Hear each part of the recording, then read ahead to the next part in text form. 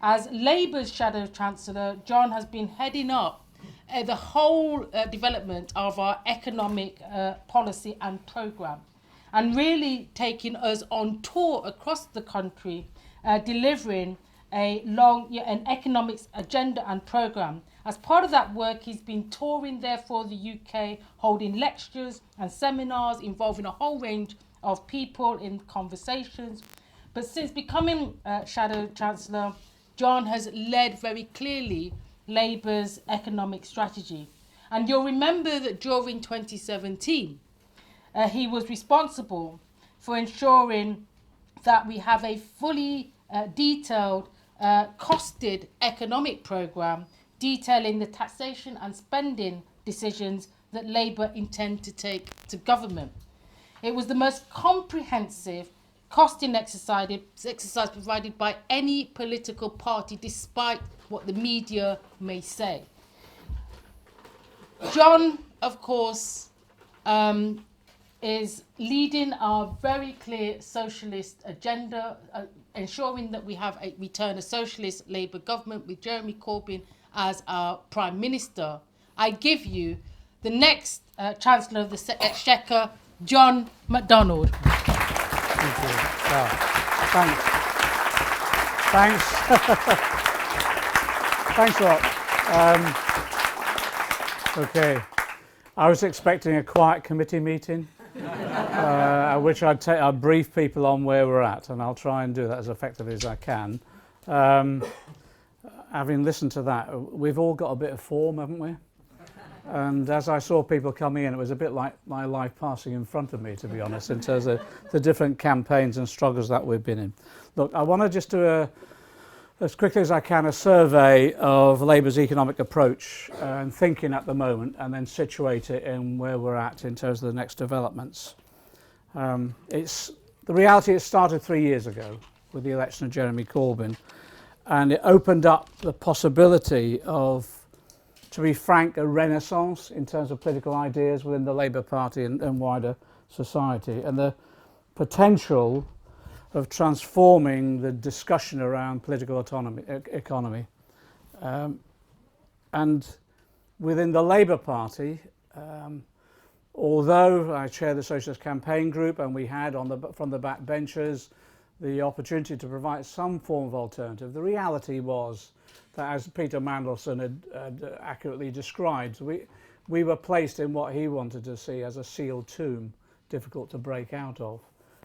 Despite all of that, Jeremy got elected, and we now have the potential of, I suppose, transforming the whole debate around political economy, but also actually opening up the discussion of the thoughts and ideas that will motivate our movement, possibly for the next generation. And 10 years after the financial crash, we now have the possibility of a Labour government based upon those ideas, based upon that debate, actually implementing the policies and transforming people's lives. And it is the reason this is so significant, because it is a critical moment now, absolutely critical. Support for neoliberalism, which has dominated our economic thinking for the last 40 years, is collapsing rapidly. And it's interesting, Philip Hammond, who I don't usually quote, Philip Hammond in 2016, he said it was almost like we have a problem, Euston. He said, we have a problem, and the problem is in maintaining the population's support for market capitalism. 3 years on nearly, that problem is exacerbated, and you saw that from his speech only yesterday. And it's this, the crash, I think, laid bare the failure of both neoliberalism and 8 years of austerity in terms of what's happened to our community. The crash demonstrated the failure of neoliberalism. 8 years of austerity subsequent to the crash demonstrated that actually, in a book written by Andrew Fisher before he was famous, a failed experiment, and it has been. If you remember, let's just go through it very, very quickly. This is the neoliberalism has dominated political economic thinking for 40 years. It's based upon the principles that markets are always the best way to run an economy. If you cut the taxes to the rich and the corporations, somehow wealth will trickle down. And the only thing that governments need to do is to remove the impediments to that trickle-down economy, and that was basically regulation and trade unionism, but also to go a bit further in terms of opening up through privatisation of the welfare state for profiteering. And it's failed. It's just failed, obviously. In economic terms, slowest recovery since Napoleonic times. There's a growth is returned, but actually it's anemic and not shared. The UK is the only economy where there's some growth is returned, but wages have fallen. And it's interesting that I'm meeting all these investors at the moment, the market traders, I'm meeting asset managers. Business investment is stagnant at the moment within our economy itself. And in work for workers, it's the longest they're working the longest hours in Europe. Wages are still below the level of 2010.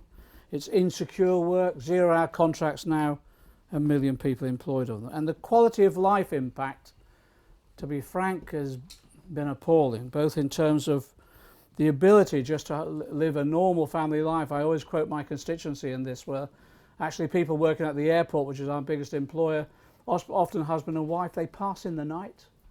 That's the only time they actually see each other, when they pass, and the family struggles to actually have any form of family life as a result of that. And what's interesting, as a result of that long hours economy, actually our productivity has not increased, it's in crisis. We make in 5 days what German workers and French workers make in 4. And we have the 4th industrial revolution, which is the big debate at the moment, of artificial intelligence, robotics, automation, and yet we're possibly one of the lowest investors in robotics, automation and artificial intelligence on the globe. And if you contrast the plight of workers at the moment on low wages, wages not recovering, long hours, insecurity, you contrast that with what's happened to others. Tax giveaways to corporations, which will amount to over 100 billion by the time this government goes out of power, if it lasts to 2022. Profits and executive pay are actually soaring at the moment. And I'll just give the example. If you're a chief executive of a FTSE 100 company, your wages, your income is 145 that of the average times that of the average worker within your company itself. And then you assess what neoliberalism has done to our society in terms of social terms. There are 4 million children out there living in poverty. 2/3 of them are in families where someone's at work. What does that say about wages and the ability to actually survive? They talk about they're just about managing, but actually at the moment there's a large number of people who are just about surviving. That's why we have 1.25 million food parcels handed out last year. That's why we have over 100,000 of our children being brought up in temporary accommodation. And in terms of our public services, well, you know as well as I do, our schools, our NHS, our social care has been savaged as a result of cuts. And it's interesting, in these recent weeks, and you've even seen at a Tory party conference, but even Tory councillors now are getting up and saying, actually, our council is virtually bankrupt and we can't maintain the services that we want. And who are the hardest hit? Women's Budget Group, who we work with, I just think they're excellent. And just their analysis of the economy gives us a breath of fresh air. 86% of austerity measures have fallen on women. I was trying to work out why, and it's obvious really. If social care is withdrawn from the state, we still live in a culture where it is women who actually pick up the burden of that social care. And it's the same whether it's children or whatever. Disabled people are the second group that are hit the hardest. Some of you may have seen the UN report that came out, and it said, and I quote, grave and systematic violations of disabled people's human rights. That's the UN condemning a British government. In the last autumn statement and in the budget, I pleaded with Philip Hammond on one particular cause above all others, and that was with regard to children's services. We now have, as a result of cuts in interventions to support families, we now have record numbers of children being taken into care, the highest number since the 1980s. I worked in childcare and I've seen children being brought into care, and it scars them forever. No matter how well it's done, no matter how supportive it is, it destroys people's lives. Refuges, last year I think the figure now estimate 400 women and their children turned away from refuges because there weren't places as a result of the cuts. And I just say it time and time again, there are 5,000 people out there at the moment sleeping rough on our streets in the 6th richest country in the world. It's a bloody scandal, an absolute scandal. And we've seen basically, as a result of neoliberalism, dominance, economic and social decay, the fabric of society degraded, and willfully and purposefully, actually, because austerity wasn't, I keep repeating it, austerity was a political choice. It wasn't an economic necessity. And in fact, it's rare to find, actually, economists, any economists that support it, apart from Patrick Minford and a few others. And it's interesting, it's right. The crash was used for a political purpose. It was used by those who never supported the construction of the welfare state to demolish the welfare state and degrade it as rapidly as they possibly could. That's what we're up against, and we know the scale. We know the scale of the, I suppose you could call it, the mess that we'll inherit. And I said at the Labour Party conference last week, the reality is we know that, and other shadow chancellors have gone to the Labour Party conference and used that as an excuse to depress expectations and lower expectations. This shadow chancellor is not of that vein, because I think the greater the mess, the more radical we have to be. And to be frank, the greater the mess, the greater opportunity that we have in terms of addressing some of these fundamental issues. So let me just describe what we aim for and then some of the policies that we're developing and where we go from here. The society that we want to create, and I repeat time and time again, is it's radically fairer, radically more democratic, radically more equal. Based upon a prosperous economy, of course, but where that economy is economically and environmentally sustainable. But here's the difference between us and others, where that prosperity will be shared by everybody. And I keep saying to people, that's the description of the society we want to create. Use the terminology that we've always described it in. It's socialist. It's a socialist society. How do we go that? Well, first of all, Joe Stiglitz is one of my advisors, and he wrote an excellent piece with a number of his colleagues, which was just saying you start rewriting the rules. That's the first thing. And then secondly, you transform the existing institutions or create new institutions to enable you then to shape the economy. So rewriting the rules. We wanted to set macroeconomic parameters to our policy making, which would provide both, well, stability, but clarity, but also would be progressive. That's why we introduced, and it was widely debated with some contentious discussions going on, a fiscal credibility rule that was designed by Simon Wren-Lewis. And it's basically it's a progressive rule that enables us to invest, but at the same time takes seriously the issues around deficit and debt. So what it says is that we will only borrow to invest. We'll ensure that we reduce deficit over time and reduce debt for GDP ratio. Interest rates, when they become ineffective as a macroeconomic tool, will have a knockout rule so that fiscal policy can then bear the weight of turning the economy around. So it is the effective use of both monetary and fiscal policy and combining them both. To do that then, the first step is to repair public services. And again, if we're only borrowing to invest, that means we have to have a fair taxation policy to ensure that we have the revenue coming to repair the public services. So we set up a group under Prem Seeker, the Professor of Accountancy, working with John Christensen from the Tax Justice Campaign that Jeremy and I all those years ago helped found, and our main role in life was booking rooms for them in the House of Commons, to be honest. But all those years ago, I think it's paid off. So they brought forward a fair taxation policy for us.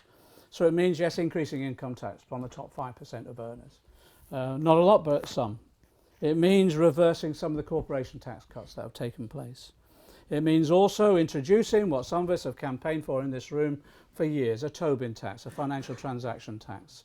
It means ironing out some of the loopholes around stamp duty, tackling issues around derivatives and bringing income as a result of that. Would not only bring income, actually stabilise some of the trading practices as well. It means introducing a tax transparency and enforcement programme that will tackle tax evasion and tax avoidance, which includes property registers, etc., by trusts as well as companies. And also, it's interesting, the Tories have tried to take this one up this week and failed, an overseas companies property tax, so a levy on those companies that are buying properties in this country to speculate, and it's happening right the way across London in particular. But also then reversing some of the inheritance tax cuts that have taken place. And you can see the shape of this. It's reversing a number of those tax cuts that have been made to the corporations and the rich, but then going further to make sure we have a fair taxation system. I published that alongside, as Claudia said, alongside the manifesto last year, we published what we call the Grey Book. It was meant to be the Red Book, but the printer brought it back grey, so we stuck with that. That basically enabled us to demonstrate on our taxation proposals we would raise what we estimated was needed to invest in our public services, and that basically was about £49 billion. There was some controversy with the IFS about two elements of that, the overseas property tax, where they said it wouldn't bring in any money or whatever. We actually said, well, it works in Singapore and Canada and elsewhere. It's interesting that the Tories are now taking it up. But where was that money going to go? It was going to go into reversing the schools cuts that were taking place. It was going to make sure that we ended not just the cuts in the NHS, but reverse the privatisations as well. It was going to go in terms of tackling some of the poverty in our society. Again, targeted disabled people, but just families with children as well. So all of that was about repairing our public realm that had been damaged so much by neoliberalism. We also said, what if you're going to have a fair taxation system that brings in the revenue to tackle the issues that we're confronting with regard to our public services and poverty and lifting the pay cap, etc., we also need to complement that by growing the economy through investment. And again, what we put forward there is a programme, a departmental spend of £250 billion investment over 10 years. 500 billion in total, because of 250 billion from the National Investment Bank as well. A 10-year programme. And there was outrage in the media and the Tory party, etc. We took that 500 billion from a CBI report recommending what was needed just to bring us up to compete with our global competitors. And it was a programme that we called the National Transformation Fund.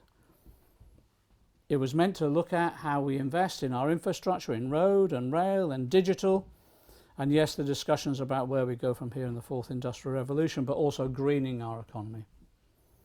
We also wanted, if we have a fair taxation system, we have an investment proposals, that we go forward with a clear fund, we needed new structures to do that, to direct the economy more effectively, to intervene more effectively. 3 months ago, Graham Turner, one of my advisors, published his report. Graham is an advisor in the city, but we've worked with him over the last 15 years or so. He produced a report which is setting out a whole range of reforms.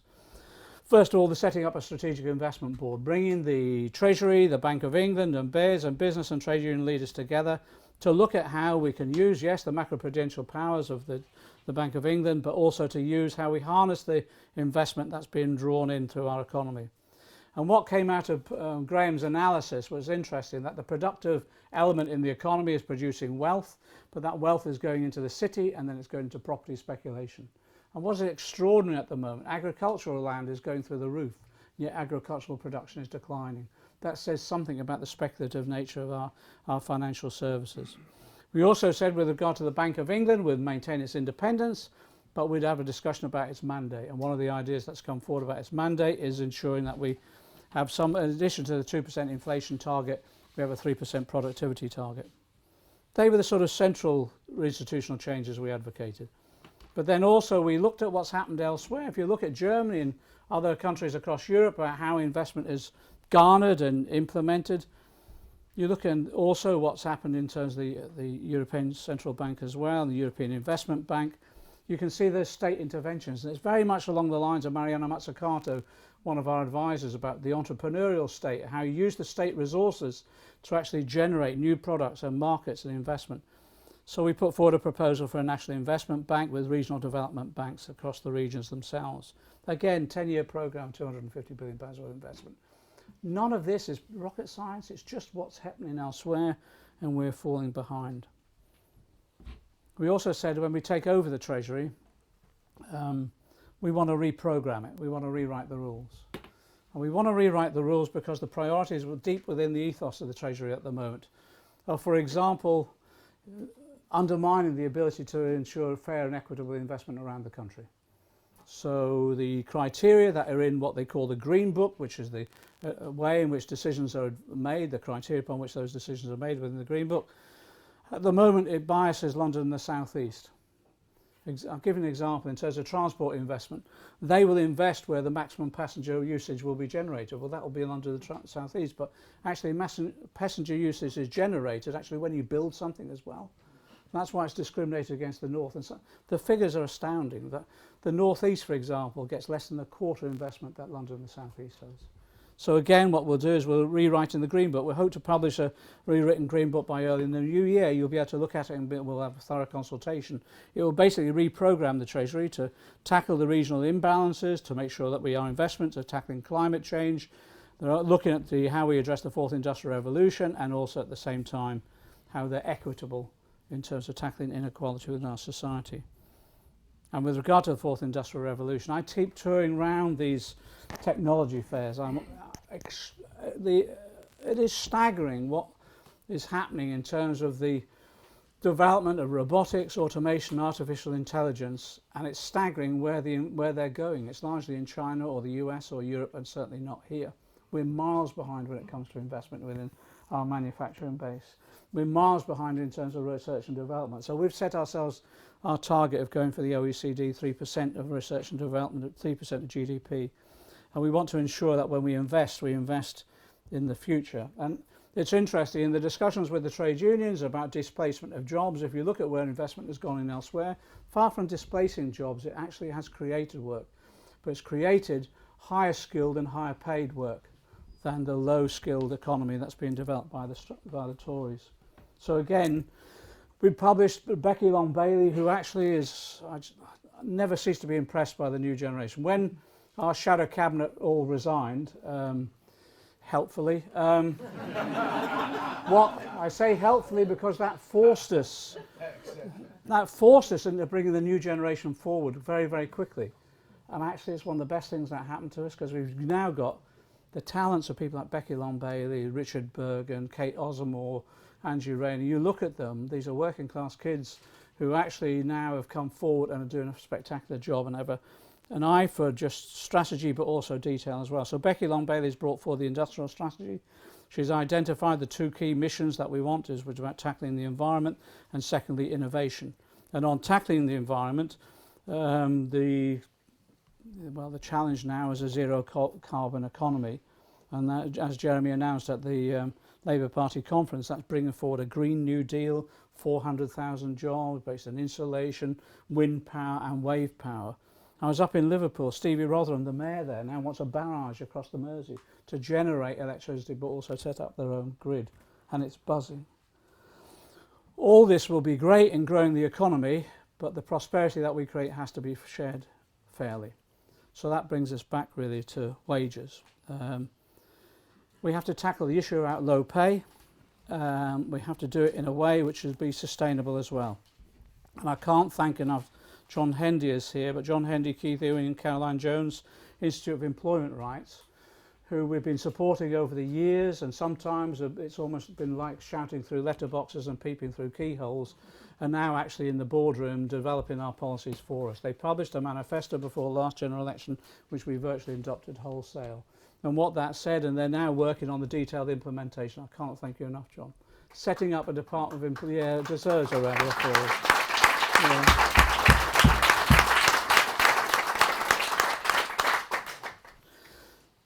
We've always taken the rise out of him for all the cases he's lost over the years as well, by the way. So don't get too big-headed. But he's been brilliant. But if you think of what the recommendations are, setting up a Department of Employment. So we have then someone at the cabinet level who will be responsible for employment. That responsibility will be to draw out sectoral collective bargaining across our economy. What is it? 80% of us only 20 years ago would have our wages determined by collective bargaining. Now just over 20%. No wonder wages have gone down. So the development of collective bargaining. Then, and John corrects me on this, I say trade union rights, he says employment rights from day one, what John Smith promised, and the late leader of the Labour Party. Access to workplaces for trade unions themselves. So again, establishing wages at a level in which people can have a decent quality of life, but protect them as a result of having basic trade union rights in this country restored. And again, we're not asking for the earth. We're asking for a government that simply abides by the law, and that means International Labour Organisation conventions. At the same time, when we go into government, I want in the first Queen's speech the introduction of a real living wage, which we calculate at the moment £10 an hour. If we want to have an economy that works for all of us, we've got to democratise our economy. And the way in which we do that is multifarious. First of all, Yes, I think people have had enough of being ripped off. They've had enough of being ripped off as a result of privatisation. So we want to end the privatisation and reverse it. That means, yes, bringing back into public ownership and control rail, water, energy and Royal Mail. Not in the statist form it was before. That might have been appropriate for that period. It isn't now. So we've just launched a consultation on how we will manage these different sectors. We've started with water, and of course it's whether or not we have a national system, a regional system, more localised, but based upon the principles of, yes, you need the expert management, but who else is expert in providing these services? The workers themselves. Who else is expert on receiving the services but the customers or passengers? And who else is expert on looking after the common interest but locally elected representatives? In that way we will manage the industries as we bring them back into public ownership itself. But we want to go further as well, and it does mean that how we democratise different sectors of our economy. First of all, it is making sure workers have a say. So Jeremy announced we've started a consultation on industrial democracy. We've been talking about it for decades and never really implemented it and missed opportunities in the past. So Jeremy's made it clear in that consultation we want workers on boards, and a third of the boards will be reserved for worker representatives. In that way the workers themselves will have a say about the future of the company. It's interesting, all the research tells us that the more worker involvement, the better the longer term decisions that take place, and actually there's an increase in productivity as well, and that's demonstrated in European example after European example. But we had a conference a few months ago as well on alternative models of ownership. Some of you were there, and we looked at alternative models of ownership. So yes, we've been working with the Cooperative Party and produced a report 4 weeks ago.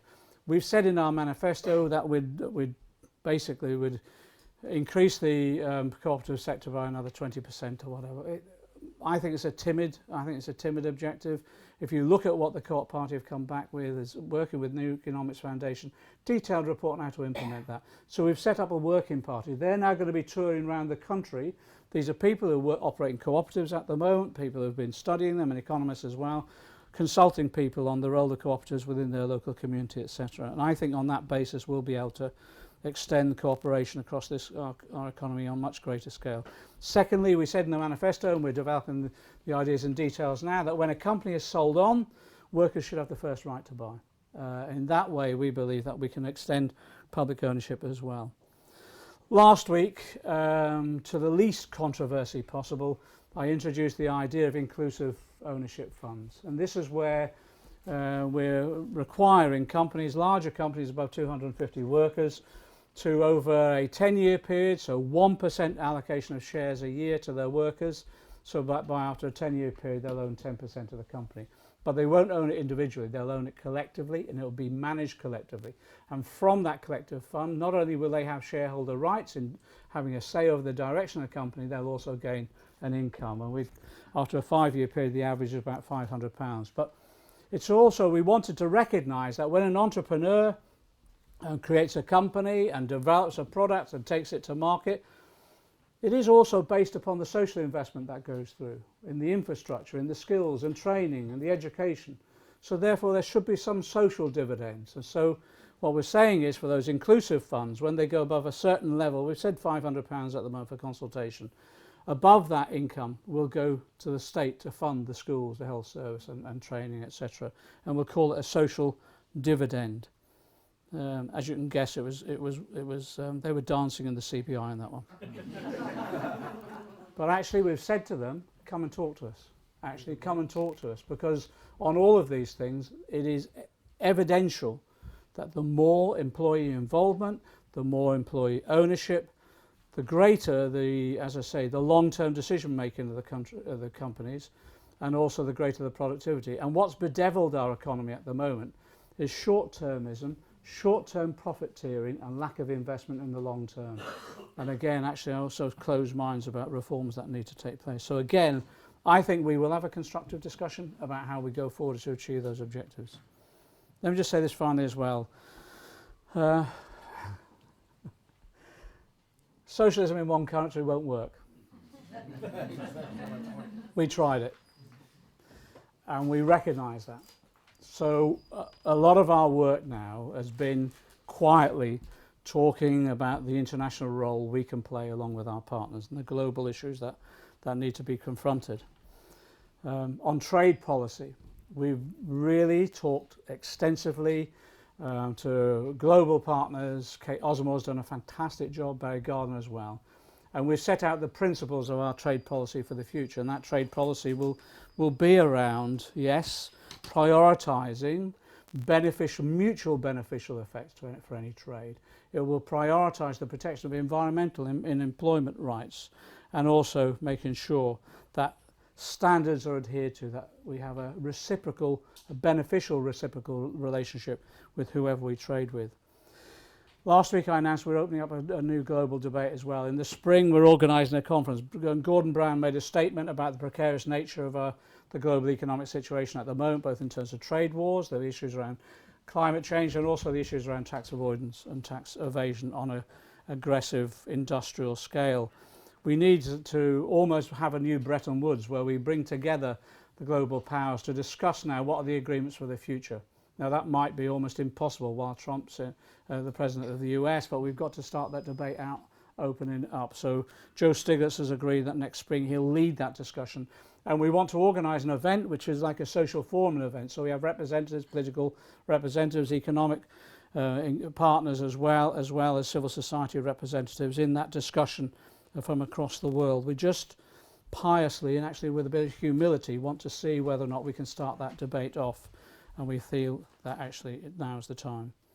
And also with regard to international issues, of course Brexit is key to us. We've made it clear our commitment is a Brexit that will protect jobs and the economy, respect the referendum, but keeping all options on the table for the future as we go forward. Our problem is that we have a relationship that Jeremy has established with our socialist and social democratic parties and brother progressive forces across Europe, in which there's a willingness now to have a discussion about, well, that slogan, another Europe is possible. We think another Europe is possible, but it's got to be based upon our shared concerns about the impact of neoliberalism and the potential that we have for developing a socialist society. So that's it. We're trying to democratise the economic debate. And we've tried to do that by, first of all, trying to raise the level of debate and access to the economic debate as well. And you've seen this breaking out elsewhere. The Manchester students, if you remember a few years ago, challenged their own professors about the way in which economics was being taught. We've now got a range of things that are happening. New Economics Foundation set up a group called NEON. I don't know if you've heard of them. Young people going around talking about how do you turn economic debate into something that people can access and engage in effectively, and even changing the language of that. We did a number of meetings, and someone came up and said, why are all these MPs, they've done a course called PPE, what is it? Politics, Philosophy and Economics.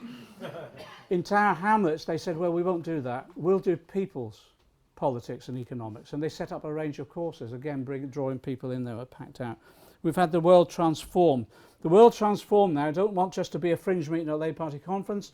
They want to be a permanent organisation raising the level of debate and political education within the Labour Party, which has been lacking, to be frank, for a while. And then what we've been doing as a party, briefly and finally, we have an annual State of the Economy conference, packed out, 800 to 1,000 people turned up.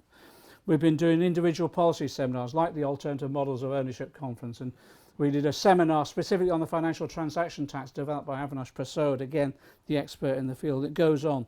We've been doing regional economic conferences, talking to people about planning their regional economy.